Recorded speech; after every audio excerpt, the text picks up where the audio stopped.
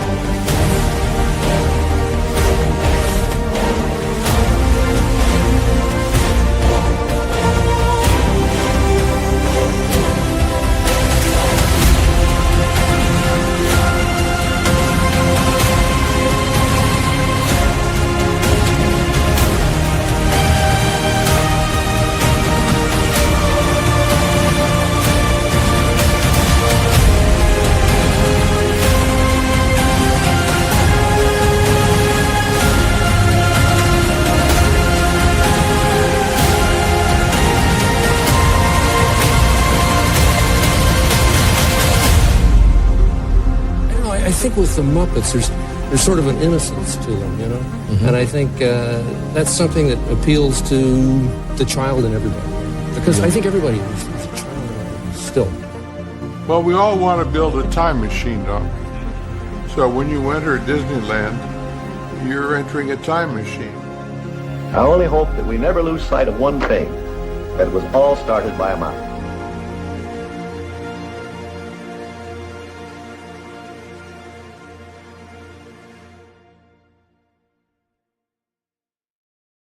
Hey, everybody. Hope you're doing well tonight. Thanks for joining us tonight.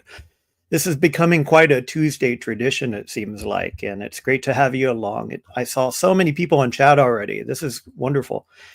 Seems like you might be interested in this one, and I can imagine why. We're going to have some fun tonight, talking about one of Disney's more infamous attractions. I know a lot of you have actually never been on Superstar Limo, but we're going to walk through it and talk about what made it not work. And we're going to dissect it a little bit and have some fun along the way. So for those of you who haven't joined us before, my name's John. I go by the username Spaceship Ears. It's great to see everybody in chat.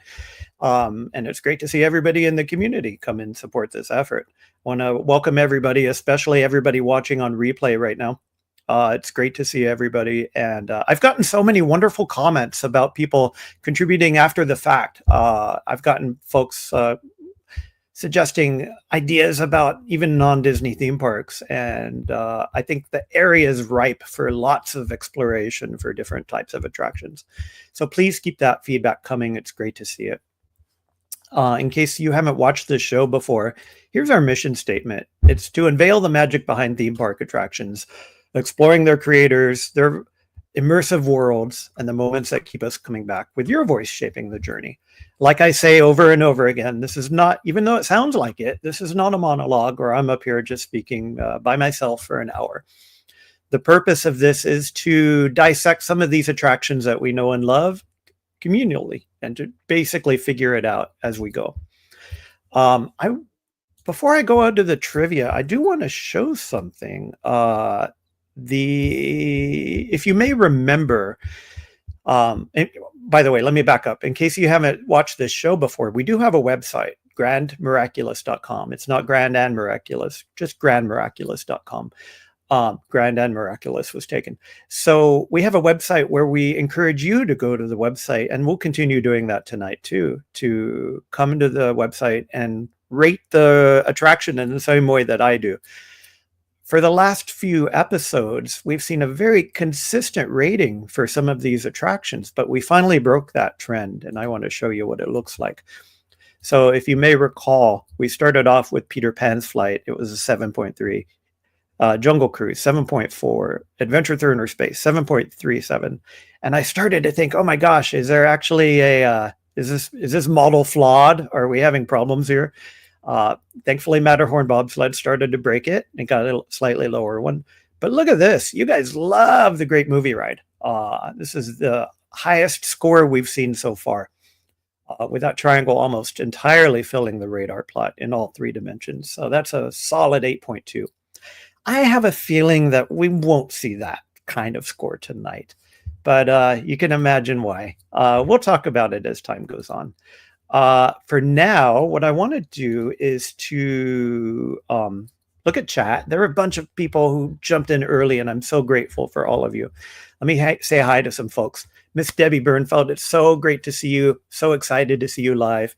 Mr. Lamont Gray has been a supporter from the very beginning. Thank you, Lamont. Mattercam Matt is in the house. Great to see you. I've seen Matt in so many different California streams. It's wonderful to see you here. It's me, David T is in the house, and David has been giving lots of great ideas. I really appreciate your feedback, David. Mark Langenkamp is in the house. Thank you, Mark, for being here. It's great to see you. Miss K Bell, my stepmom, the one and only. And I saw my dad in chat too. So hello, Dad. Hope you're doing well. I have an interesting announcement about something my dad and I will be doing towards the end of the show. So stay tuned for that.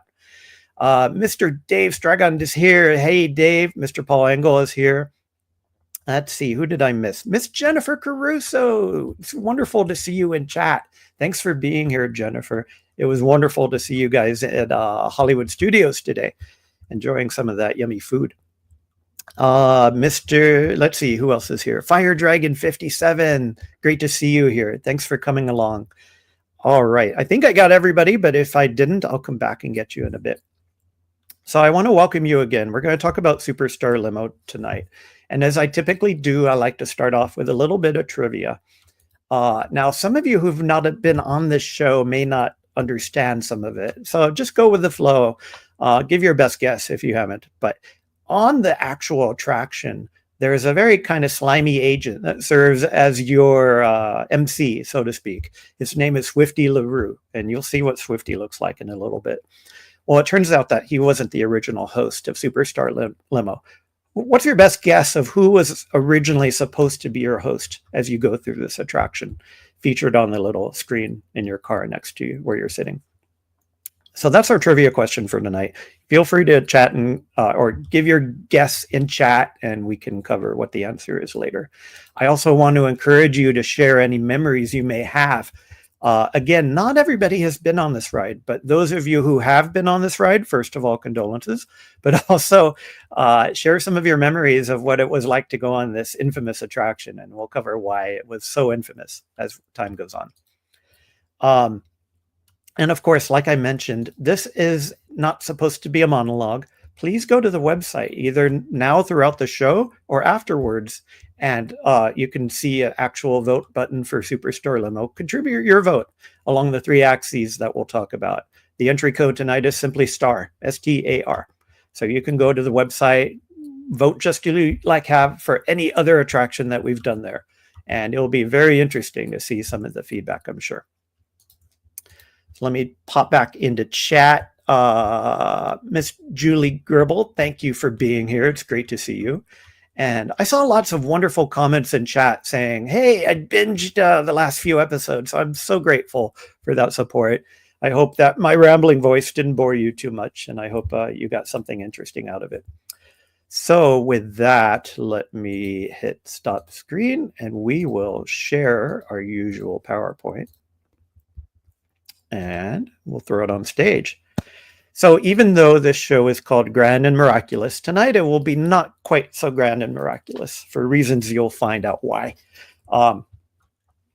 Again, our mission is to unveil the magic behind theme park attractions, exploring the creators, their immersive worlds, and the moments that keep us coming back. Tonight we're talking about the infamous attraction Superstar Limo. And let me just say something up front. it would be cliche and it would be very obvious to take a stance here that simply, shall we say, poo-poos all over the attraction. It would be pretty easy to do that. And there are lots of YouTube videos that do that. And you can go watch them after the fact. What I'm after here is a little bit more subtle and a little bit more nuanced. Like Bob Ross says, when he's up there painting in those wonderful shows, you can't have light unless you have a little bit of dark too. So not every attraction we're going to cover on this show will be grand and miraculous. There will be some busts, and it's important to educate ourselves on why these attractions that lots of people spent lots of time and money and effort into making for us, why didn't they work? And there are lessons in those attractions that we can apply to other attractions that we'll go look at too. So again, it would be very trivial and almost easy to simply poo-poo this attraction and just make fun of it all the way through our hour together. But I'm a little bit more interested in a little bit more nuanced take. Why didn't this attraction work? And what are the aspects of it that may have benefited from a little bit more close touch? Miss Monorail Molly is in the chat. Hello, Jen. I hope you're doing great. Thanks for being here. So again, just to recap, we have three pillars that I assert are table stakes for any successful attraction. These are, once again, immersion, storytelling, and delight. Immersion being how well you feel, well, immersed in the environment of the attraction. Storytelling, what kind of story is it telling throughout the attraction? And more, almost the most important one at the end of the day is delight. Is this show or attraction going to give you some fun at the end of the day? We can nail the first two, but if you don't have fun at the end of the day, the attraction will ultimately be a bust. Once again, we're showing these ratings through what we call radar plots, and you could see a bunch of those on the website already. And as the show goes on, we'll be starting to accumulate some of these ratings, and we can see, compare and contrast how some work versus some others. Once again, this is not a monologue. I need your voice. My opinion is just some other guy with a webcam online. And I'm more than happy to hear what your take is. So please go to the website and contribute your voice. And if you're in chat, feel free to contribute your thoughts too. Peeking over at chat, I see Miss Regina Erie. So great to see you, Regina. Hope you're doing well. Thanks for being here. Just a heads up, this is kind of a labor of love. It's not monetized, nor will it be monetized at some point. If you like the message, please go and support charities whose mission is to maintain and memorialize some of the stories behind these attractions. A great one I love is Lake Buena Vista Historical Society. There are many others out there. So please go and find one to support if you like the message of this channel. So let's get into it. We're going to be talking about arguably the most infamous attraction of all time, Superstar Limo, which was in Disney's California Adventure for a whopping 11 months. Its lifespan was not long at all, as you'll soon find out why. So, like last time, we started our story about the great movie ride talking about Michael Eisner. The context, it'll be the same story tonight, but the context is quite different. Last time we talked about Michael Eisner in a relatively positive way because he was able to conjure deals together and come up with Disney MGM Studios. Well, he did the same thing with Disney's California Adventure. However, there were several missteps along the way that we'll talk about. So this story could not be told without Michael Eisner. He's central to the role. I'm going to skip over his bio because we talked about that last time. Of note, I don't have other Imagineers to call out here tonight. There are a couple of reasons for that. One is the Imagineers, it's hard to find people who want to take credit for this attraction. But also, again, the aim is not to poo-poo anybody or any individual person. We're here to build people up and to analyze why these things work. And if they don't, well, let's figure out why they don't and to figure out what we can do better in the future. So let's talk about the ride itself. There's only one instance of it, blessedly. It was in Disney's California Adventure, which is right across the way from Disneyland Park. It opened in 2001, February 8th. This is the exact same day that the park itself opened. And as you'll soon find out, the park opening and this attraction were kind of tied at the hip. Their rise together had a lot to do with each other. Let's put it that way. It ended up closing in January 2002. Again, this is only 11 months in lifespan. It's almost unheard of to hear of an attraction open only this short amount of time. And yeah, you'll see why. So let's set the stage a little bit. What happened on the lead up to the creation of this episode? Well, again, like we talked about last week, Eisner had several hits. He came out with Disney MGM Studios. We talked about The Great Movie Ride, which you just saw the great score for. He oversaw the renaissance of Disney during the 80s and 90s. The company was on its way back. So what did they do? They expanded. And where did they expand? They expanded in Europe. You've all heard about Euro Disney, which is now called Disneyland Paris. Well, Euro Disney was a massive investment. And if you know anything about the history of Euro Disney, it had many, many problems coming into play. It didn't do well initially. It got made fun of. So as a result, from a financial point of view, Euro Disney was a big albatross around Michael Eisner's neck. And he had to figure out, okay, gosh, what do we do to revitalize the company after that point? One of the first things he focused on was how do we expand Disneyland to a point where, you know, you could start leveraging some of the success of that park. There were lots of different ideas about how to expand Disneyland. One of them, which you may not have heard of, is an idea called Westcott, which would have been a transplanting, so to speak, of Epcot over into the West Coast park, right across away from Disneyland. This was a big project that was planned. And the goal of Westcott was not only to bring over, for example, icons like Spaceship Earth, but to make it bigger. In fact, the idea of Westcott was to have a golden Spaceship Earth that was going to be twice as tall. So they were going to spend lots of money on this thing. Obviously, with the failure of Euro Disney, at the time anyway, it was not feasible to spend that much money on what Westcott would have been. So the idea of an inexpensive theme park, or a theme park on budget, especially when featuring California, became irresistible. Because if you think about California, you have lots of different venues. You have the beach, you have the mountains, you have lots of different venues that you could turn into themed lands. So from their point of view, it was almost an irresistible idea. One could argue about whether you really want to visit California if you're in the middle of California, but I guess we'll talk about that another time. Anyway, it became an irresistible idea given where Euro Disney had gone through.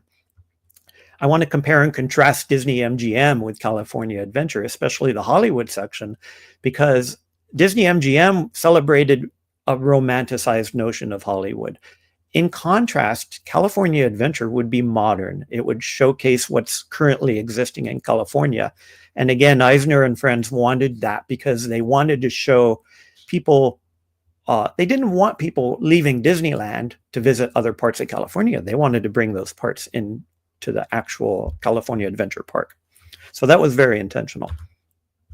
So some of the early plans of California Adventure included LAX's famous theme building, which you probably have seen if you either have lived in LA or if you've flown through LAX. It's a very fancy building, which is an icon. Well, guests would enter the Hollywood area of the park under the theme building. It would basically be what we call the weenie in theme park design. The idea behind it is that you would be in the role of a hot new celebrity. You just landed in LA, you see the theme building, you walk under it, and you would start to board some purple stretch limos. And guess what? Here's the answer to our trivia. Michael Eisner himself would appear on monitors welcoming you to Los Angeles, Hollywood, and telling them that you're late for your movie parade and your big premiere. Well, Eisner would remind you at the time, hey, there's a contract you've got to sign. We've got to make it to the Chinese theater in time. But you have to look out for the paparazzi, because that was one of the intents of the attraction was, hey, let's get to the Chinese theater in a fast way and avoid all of these paparazzi that's chasing us. the idea behind the ride would that it would be a moderate high-speed ride. What do I mean by that? Well, it wouldn't be a roller coaster per se. Imagine a ride like Mr. Toad's Wild Ride. That's kind of zany and relatively quick. However, this ride would have larger cars, the limousine, and it would have bank turns so that it would give you a little bit more excitement as compared to Mr. Toad's. It would navigate lots of black light scenes and dart around to avoid the paparazzi who are chasing you, and especially flashes with their camera. And the idea floated with that it would involve famous California landmarks, especially those in Southern California. For example, the one featured here, the Tail of the Pup, favorite hot dog stand. Rumor has it that it would involve also some celebrities like Elvis, potentially engaging in cheap jokes like flatulence and things like that. So anyway, some of those ideas were a little bit more baked than others. So that was the idea. They would create this brand new theme park. You would arrive in the theme park. There would be a story set that you were a hot new celebrity. We needed to get you to the Chinese theater to sign a contract, but there would be lots of paparazzi along the way. However, something happened. And before I get to that, let me wander over to chat. Miss Gloria Thibodeau is here. Thank you for being here, Gloria. It's great to see you. Yeah, lots of great comments so far. So what happened here? Well, there was a major world event, and we have to, unfortunately, talk about some sad stuff for a second. Miss Princess Diana. Princess Di died August 1997. She was killed in a car crash in Paris, as you all probably know. And what happened in that fatal crash was exactly the scenario we're talking about tonight. It was caused by a mad chase of paparazzi chasing her in and around Paris, high-speed chase. And this was the exact story that Disney was planning for DCA. So imagine yourself in Eisner's shoes at the time. Now the idea of racing through town, swerving to avoid paparazzi was a complete non-starter. There was no way you could implement something like this, given the world circumstance that just occurred. Well, what should we do? Should they cut the whole ride? Should they completely radically change it? There were a bunch of ideas that were floated. For example, bringing existing attractions to the park was floated. We could bring the Great Movie Ride. We could bring the Tower of Terror, which ultimately did happen later, but the Tower of Terror was one idea to replace this idea. And even to bring over Rock and Roller Coaster was an idea. However, each idea was too expensive for the park. Remember, we were in the waning years of the backlash from Euro Disney. So we had to save costs at any way possible. So this was intentionally a low budget park. So the idea of it stayed. Superstar Limo stayed, but there were some major problems that they had to accommodate. One of them is to reduce or eliminate the paparazzi. Obviously, the whole notion of paparazzi chasing you was no longer kosher, so to speak. So that whole notion was tamped down a big deal. Slow the ride down. Again, Princess died in a high-speed chase, so they didn't want to invoke that high-speed chase idea, so slow it way the heck down. Now it became a scenic tour through Hollywood and not a madcap race. Remove the theme building and put the ride in a vague kind of studio lot. Those of you who have been to California Adventure know that when you make a left turn, you have Hollywood Studios, which is kind of a vague, generic Hollywood lot. Major change in style. So because it was now a slow ride, it was no longer a fast ride. When you have a slow ride, you have more that your eyes catch. There's more to see, in short. So they had to add a whole lot more to the ride itself for you to catch up on visually. So it became super saturated, all kinds of visual gags. And these gags were gags that only really executives understood. These are Hollywood inside jokes that, you know, if you're an exec in Hollywood, you may have gotten, but if you're from the middle of the country, it probably would have gone over your head.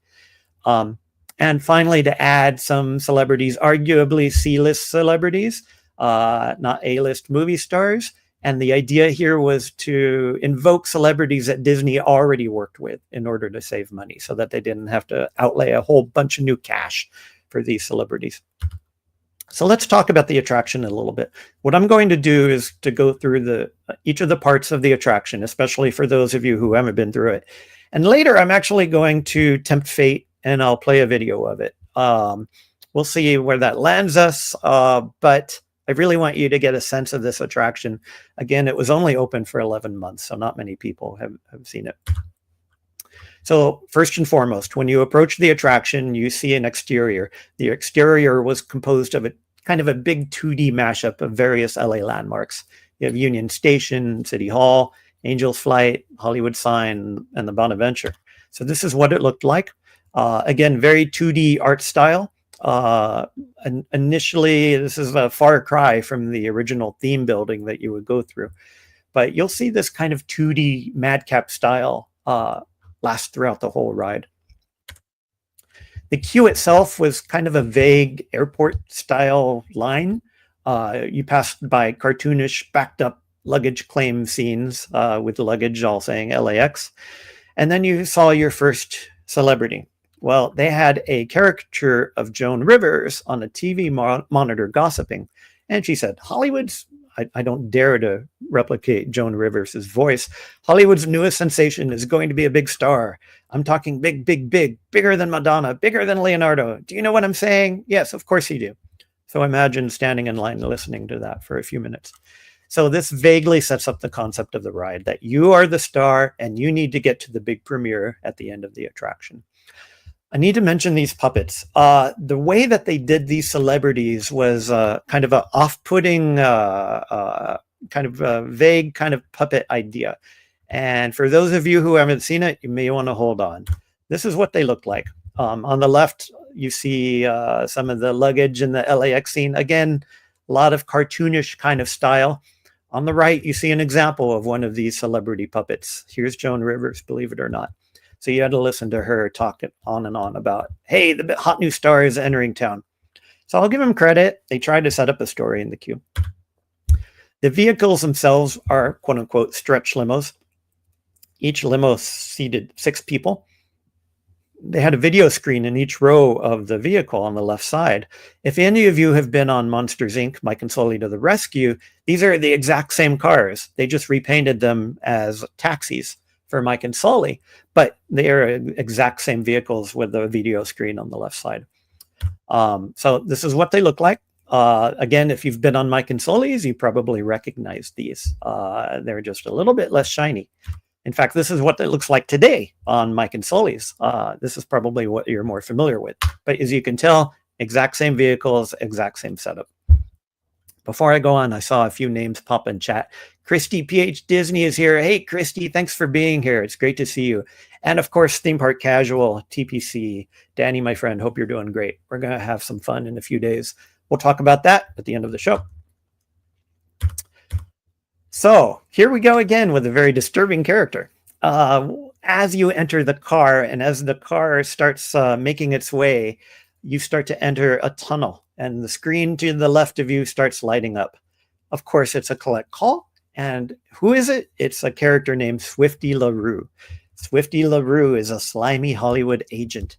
And he says things like, get ready for it. Swifty here, babe. Welcome to Hollywood. Looking sensational as always. Listen, I'll have your contract for you at the premiere, okay? Just get to the Chinese theater pronto. You hear me? Everybody's waiting, capiche? No, don't be late, babe. Yes, you had to endure this for the entire duration of the ride. So you had this slimy Hollywood agent in a very strange, off-putting puppet costume kind of gesturing to you on the left side of the car. Well, your car turns a corner, and the first scene you enter is a representation of Rodeo Drive in Beverly Hills. All of these scenes were pretty bizarrely characterized versions of the real deal. And you started to see celebrities. These celebrities in this scene included Regis Philbin, Melanie Griffith, Antonio Banderas, Cindy Crawford. Here's our friend Regis. And this was the first celebrity you saw as you entered the ride. So you turned a corner and you saw this empty door and Regis just pops out and he starts waving money at you. Again, he was hot at the time for doing Who Wants to Be a Millionaire. But this is a style of all the celebrities that you saw on the ride. Almost the entirety of the ride was comprised of 2D cutouts, but the celebrities themselves were made of these kind of caricatured 3D figures. And I use the word 3D very lightly because these weren't fully featured animatronics. They moved just a little bit. In this case, Regis turned his head around the corner and he started waving money in your face. Here's Melanie Griffith and Antonio Banderas, who looks more like John Stamos if you ask me. But in any case, you kind of get a sense of how these celebrities were depicted. In the background, you see this poor valet trying to carry a bunch of luggage. And here's Cindy Crawford showing off something. I'm not quite sure what she's showing off in front of a scene called Dollars and Cents. You turn a corner and now you're into the Sunset Strip. Well, the Sunset Strip was another caricatured representation, and you started to see celebrities like Tim Allen and Jackie Chan. Here's what Tim Allen looked like. Not very Tim Allen-ish, but I guess if you squint, could look like him. And as you passed him, you started to hear, yes, of course, his famous R from Home Improvement. By the way, I neglected to mention, but a lot of these pictures are coming from the website Yesterland, which is fantastic. Please go support their website if you can. They created some wonderful archival photos. Here's Jackie Chan, believe it or not. You kind of see him in the upper left, and we'll come back to Jackie Chan in a second for a very important reason. Well, next you entered a dark tunnel. Again, this is the second dark tunnel you entered, and you may realize, oh, this is a pattern. Yes, you'll see many dark tunnels. Whenever you enter a dark tunnel, your video phone on the left side lights up, and it's our friend Swifty. He says, hey, where are you? I repeat, don't be late. Kiss, kiss. Yes, he said, kiss, kiss. You enter Bel Air next with this very bizarre representation, including vaguely Egyptian sculptures, 2D palm trees, and stuff like that. And there's a voice that says, where the streets are paved with royalties and hype. Again, if you're a Hollywood exec, you would love this. If you're not, maybe not so much. Well, in this section was none other than Drew Carey selling maps to the stars' homes. And here he is, kind of vaguely gesturing at some maps because, that's what people do when they come to Los Angeles, is that they get, they like to go look at stars' homes, don't they? So in this section was also, for some reason, a gold-plated genie. I don't know why. And a crowd of agents popped up. I'm sure initially that these were supposed to be paparazzi, but these crowd of agents popped up holding a sneaker, and they had some dialogue that says, hey, we really want to get you to sign a contract for a sneaker deal. Yeah, it's kind of that kind of thing. Say no more. Again, we entered another dark tunnel. One more. And our bestie, Swifty, shows up. Come on, be Swifty's favorite star and get over here now. Next is Malibu, featuring the famous Muscle Beach.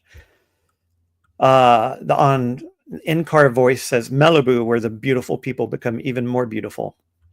In this section was a representation of Cher. I'll leave it at that. You'll see her in a second. Here also is a relatively weird call out to the Haunted Mansion. For some reason, there was a crystal ball in this section, and there was a face that showed up in the crystal ball, vaguely alluding to be Madame Leota from the Haunted Mansion. And it says, angels, execs, producers beyond, give us a sign, the green light is on.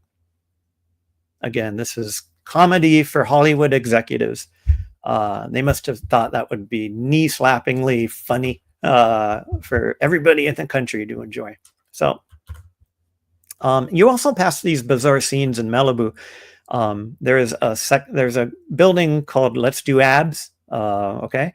And they had a tattoo section. And they actually drove you by some tattoos and said, wouldn't it be great to go get a tattoo? I guess that's what people in LA do. Here's Cher, looking not so hot, but again, it has that same kind of interesting style to these celebrities. Now, at this point, you're finally confronted by some paparazzi that were left in the ride. They didn't get rid of them entirely, but they featured a few of them in the ride. And the chauffeur in your car, like I mentioned talked about tattoos. He said, tattoos are all the rage. Shall I ink you in for one?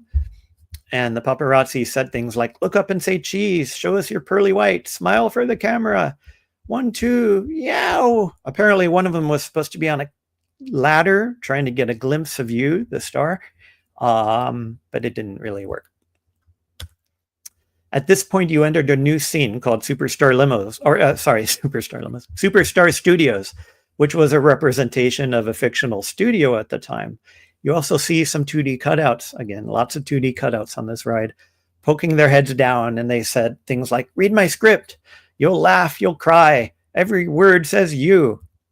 Because when you enter LA, you immediately get strangers offering you to write their script or to film their script.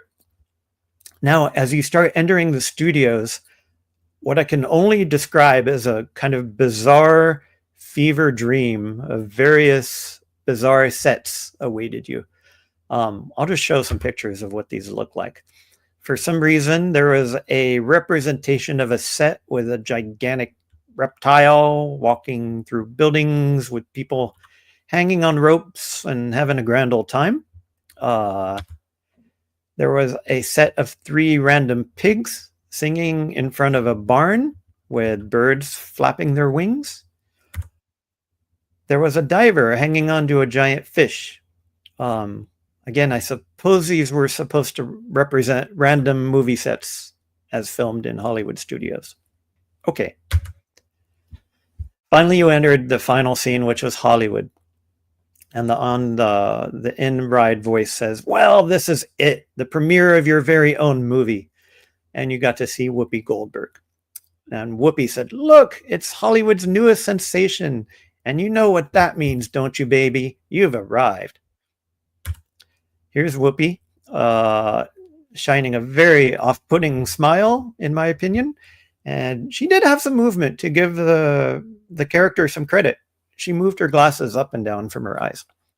Everything else in the scene, complete 2D and just static, kind of painted plywood, shall we say. I love Jen's comment so far. Just wait until you see the video. After this, there were more 2D cutouts of figures pointing at a sign. Look, there's you. So earlier in the ride, it took a picture of you. This is a mainstay of many attractions. And the idea was, hey, you have entered Hollywood, and here you are up in lights on a billboard. You can tell here from the pictures that Yesterland provided the guests were not exactly thinking this was an e-ticket ride. Finally, you drive by a collection of random shops. The word you is prominently displayed. They had the word you all over the place because I guess that's how they represent that you're now the hot star on a lot of products. Our friend Swifty pops up on the monitor and says, congratulations, kid. They love your movie. Wow, you are a superstar. It's big time boffo. I see your name in lights. He blows another kiss at you and he says, I love ya. Sure. So that was a ride. You entered the unloading area. You got off of it and you are thankful that that experience was over. So what I'm going to do is torture you a little bit more. It's hard to fully show you what this ride was like through images. So I'm going to attempt to show a video and we will see if it works or not. This is the first time I've done this. So let's see how it works. Your arms, legs, and egos inside the limo at all times. There's a collect call for you. It's your new agent. Swifty here, babe. Welcome to Hollywood. Looking sensational as always. Listen, I'll have your contract for you at the premiere, okay? Just get to the Chinese theater properly, Andy. Everybody's waiting, capiche? Okay. Now, don't be late, babe. Don't worry, we'll get you there in time. What? Our first stop is glamorous Rodeo Drive. There's Rita Silva, and that's my final answer. If it isn't vivacious Melanie River and dashing Antonio Banderas. And there's Hollywood beauty Cindy Crawford. The world-famous Sunset Strip. Hold your sides, everyone.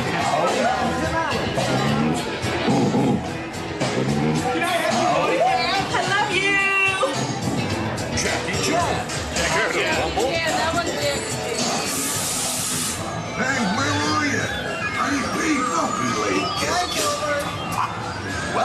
Bel Air, where the streets are paved with royalties and hype.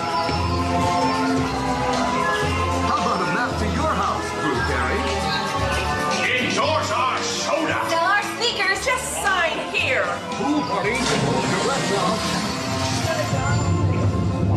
Come on, be Swifty's favorite star, okay? And get in now. Malibu, where the beautiful people become even more beautiful. Agents, execs, producers beyond. Give us a sign. The green light is on.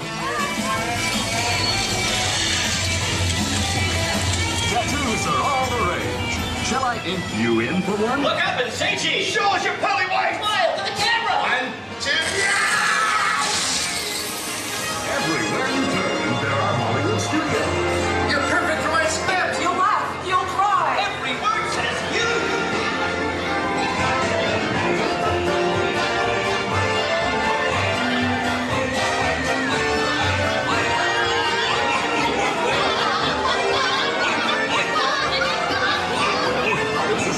Premiere of your very own movie. Hollywood favorite, Whoopi Goldberg. Look, it's Hollywood's newest sensation. And you know what that means, don't you, baby? You've arrived. As they say in this town, looks like you are big trouble. And don't let it go to your head. Now there's a familiar face. Smiling down from that billboard. Congratulations, kid. They love your movie. Why, you are a superstar. It's big time. Bot forward. See your name in lights. I love it. So what was I there? Gentlemen, Hollywood's newest sensation. Don't you look good on camera? Now that's what I call a superstar. Yes, because I know I'll be seeing a lot of you in the movies. Well, there you go. That's all I have to say about that. Now you've been traumatized like those of us who have been on the ride. And I love Dave's comment in chat. Yes, don't know if your eyes or your ears should hurt more. So let's remove this. We'll add this back. And now you know what the attraction was like. By the way, I like to highlight these maps. These maps are wonderful. They come from parklore.com. Go check out their website. They have a map of Superstar Limo and what it looked like. Pretty straightforward track going through these different scenes that we just talked about. So it wasn't at all the moderately high-speed ride that was originally intended. It was a very slow kind of dark ride through all these different scenes. Complete filled with 2D plywood. So when the ride actually opened, it opened with California Adventure on February, you know, that month, the second month, 2001. Well, officials warned for months ahead of time that roads in and around Disneyland would be completely gridlocked and that California Adventure would expect upwards of 33,000 guests for the first year. Or I'm sorry, for that day. In fact, it averaged about a third of that. 12K guests showed up at the park. It was about 1/3 expectations. In fact, DCA's opening year featured 5 million guests. This was way down below what the expectation was. And in fact, Disneyland in the same year had 12.3 million guests. So the first grand opening of the park didn't land so well. In particular, some of you may have seen these people, the folks at the exit who collect data. They do a very important job. Well, they were collecting guest sentiment. And what they found out was a whoppingly low 20% of people reported being satisfied or better. Remember, this is not super satisfied. This is merely satisfied. And they couldn't get 20% above that mark. In particular, Superstar Limo was the least enjoyed experience called out by guests. It was bad, as you can agree with me by now. It was supposed to be a pun-filled spoof of modern Hollywood, but seeing what you saw, seeing Regis Philbin waving cash at guests wasn't anyone's idea of a good time. The style in particular was completely different from almost every other Disney dark ride out there. Well, eventually even Eisner himself turned his back on his pet project. In a way, you can think of Superstar Limo as kind of emblematic of California Adventure as a whole, with the notion of what the park was intended to be. Now, to their credit, they did turn it around. It's a much better theme park today. But we have to look back at it in reality and see, okay, what were they trying to accomplish here? The question really to think about, do guests prefer to enter the golden age of Hollywood as emblemized in Disney MGM Studios? Or would they prefer to see a cartoonized version of modern Hollywood? I think the answer is pretty clear. Well, it didn't last long. It lasted 11 months. It closed forever on January 11th, 2002. In fact, Superstar Limo spent more time in development than actually opened. It was the first ride in the park to permanently close. Now, of course, at that point, they were figuring out, well, gosh, what should we do with this space? Well, one idea that was floated was to turn it into Goofy Superstar Limo and just start planning Disney characters, or perhaps the Muppets. There was one story along the lines of the Muppets would be, quote unquote, demolishing the ride, and eventually they would open it up with as Miss Piggy Superstar Limo. That idea didn't land. Well, it turned out that the building remained unused all the way into 2005. At that point, they came out with Monsters, Inc. Mike and Sully to the Rescue in the exact same building with the exact same cars, with a major reskin. And it's a much better attraction. Anybody who's been on it probably can agree with me. Like I mentioned, it used the exact same track and vehicles. The interesting thing about Mike and Sully is that they actually used many of the same characters as in Superstar Limo. And you can see this pretty acutely. For example, the character of Drew Carey here on the right side is almost an identical character from the CDA, the Child Detection Agency in Monsters, Inc. Even down to the hands and feet. It was the exact same character. Here's another one, Jackie Chan, which I promised we would talk about eventually. There's a CDA character with almost the exactly same body style with that kick, even down to the point where he's tangling up with wires, exactly like Jackie Chan did. So we've got to come to it. We've got to talk about the analysis. Does this work? You could probably guess where I'm coming at.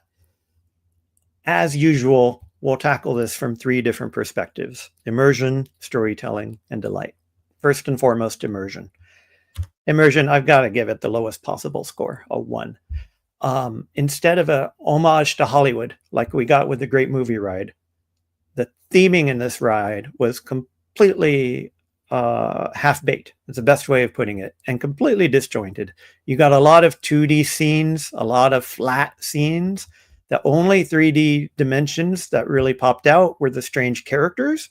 And when they did pop up, they were doing things like waving money at you. So the theming was completely off. The motion was rudimentary. It was supposed to be originally a more exciting kind of relatively high-speed track, but it wasn't. It was a very slow-moving vehicle. There was a part of the script that implied urgency, that, gosh, we've got to get somewhere to sign our contract. But there was no sense of urgency in the car. You just went very slowly through these scenes. The transitions were very choppy. As you saw, there were a lot of dark tunnels in between the individual scenes. Not much to mention in terms of sound, temperature, and lighting. Basically, there were a bunch of lit 2D scenes. Not believable in the slightest. The execution was completely flat, and the bizarre characters that you saw throughout the ride really questioned the authenticity of what you were trying to accomplish. From a consistency point of view, it was basically a patched together experience. We like to highlight surprises to keep you in the spirit of the ride. Well, what surprises existed, like the weird people asking you for a contract for sneakers, almost seemed insulting. The visual effects relied on cartoonish representations, but again, mostly 2D scenes. The integration was probably the most critical misstep. The narrative, the motion, the sound, the visuals and cues did not mesh into a holistic experience. In fact, speaking of the queue, there were a lot of promises made in the queue that you would get into this high-speed chase, you would be the star, and the experience was anything but. So I'm forced to give it the lowest possible score of a 1. Storytelling, I'll be a little bit more generous. I give it a 3 out of 10. And the reason is the idea is still a fairly good idea. Basically, the original idea was a high-speed paparazzi chase through Hollywood. Obviously, it had to change due to world events, and that change became a very muddled narrative. There was a role assignment. It attempted to give guests some starring roles, but it felt very superficial and, like I mentioned, at times insulting, whether it's Regis waving money at you or whatnot. From a visual storytelling point of view, it tried to tell tongue-in-cheek nods to the excesses of celebrity culture, but the scenery and the exaggerated style really made it not land well at all. The message, it tried to offer commentary on the crazy celebrity culture of the time, and to be generous, the absurdity of fame, but it felt very forced. It didn't resonate one bit. In terms of the queue, we talked about the queue a little bit. It attempted to set the stage by informing guests that they were headed to Hollywood, but it broke a mortal sin in terms of storytelling. It broke the show and don't tell rule. What we like to do is to show people. That's why cues are so visual and so rich from a visual point of view. Showing and not telling is the best way to tell a story. And they broke this by having Joan Rivers essentially tell you the narration over and over and over again. Thematically, they were very loosely connected. I will give it credit for one thing. The 2D effects and the 2D scenery was very consistent. That's about it. Now, how about delight? Was this a happy, fun ride for a lot of people that they wanted to get back onto? Hardly. Again, I'll give it the lowest possible score, a 1. From a first impressions, the reliance on the quirky 2D billboards outside didn't really draw you in. There was no meaningful emotional bond with these very strange looking puppets or characters. The energy levels were very off-putting. Again, there was an original vision for a high-speed chase, and it was turned into a slow-moving dark ride that had lots of disconnects with the story. From a memory point of view, we all remember it, not for what it brought to the table, but for what it didn't. And it became parody status, unfortunately. Originality, it was pretty contrived. It was derivative of many other dark rides. It didn't bring much to the table. There was really no reason to return to it. Once you've been on it, there was not many people would say, let's go back.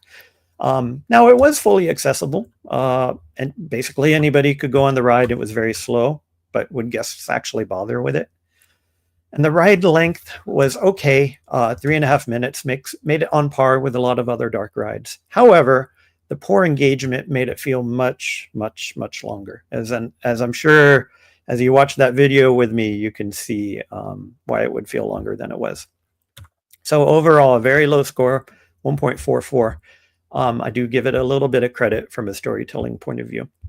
Now, again, I want to highlight, we're not here to throw tomatoes and to be vicious. That's not the intent. The intent is to try to tease these attractions apart along these different axes and to see what aspects of them worked. Why do the attractions we know and love resonate in our hearts and our minds given these different axes? And by looking at an attraction like Superstar Limo, we can get a sense of why not delivering on these axes will ultimately deliver a subpar experience. So I want to talk a little bit for a minute. Why did we talk about this attraction in the first place? It would have been very straightforward to hit all the big rides, Space Mountain, Indiana Jones, Tron, blah, blah, blah. Why did we talk about this one in particular? I'll quote parklore.com, which again is a great site. While it was short-lived, it will always be remembered. And maybe that's a good thing. The more that we can capture these disastrous stories and nail down the bad decisions behind them, the better chance we have to stop them from happening again. We hope. This attraction remains a very interesting case study when it comes to the whole holistic history of theme park attractions. It highlights risks inherent in blending current events, which they tried to do. They tried to bring modern Hollywood into ride experiences.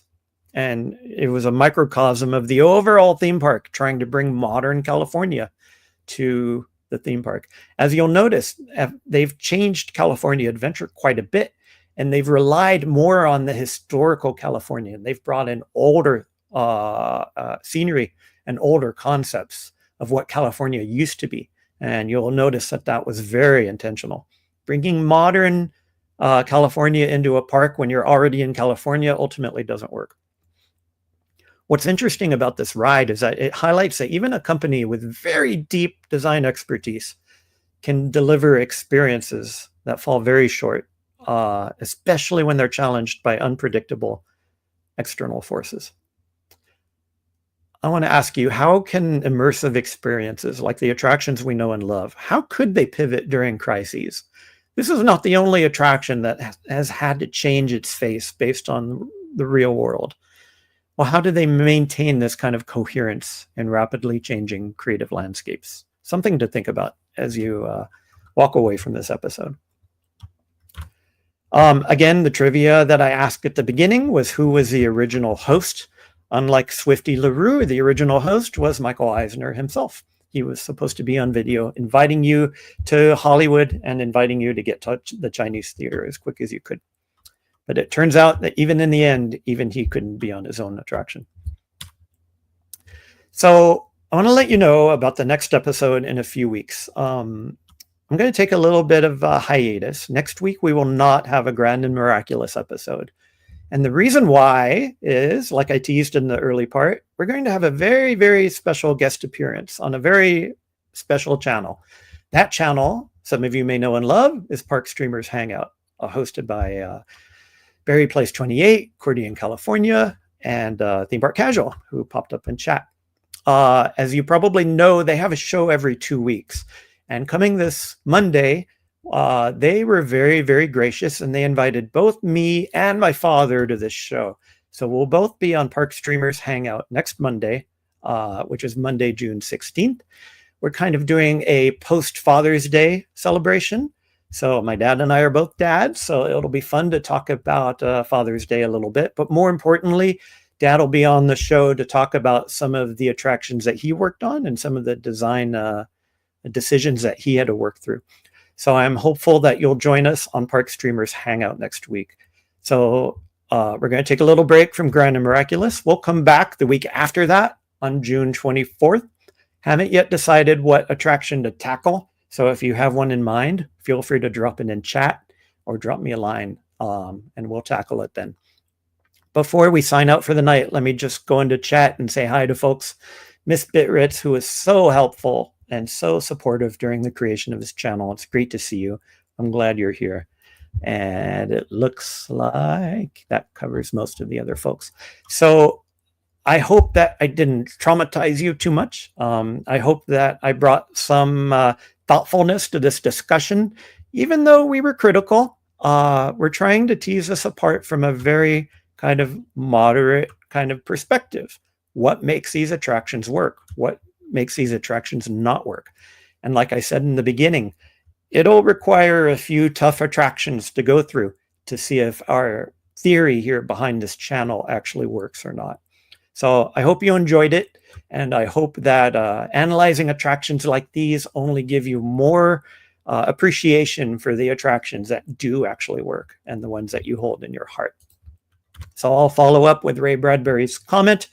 Gather round the next great campfire. Let us seek and know and understand and dream a new book, a new instruction book to fly great spaceship Earth through the uncharted seas of the future world.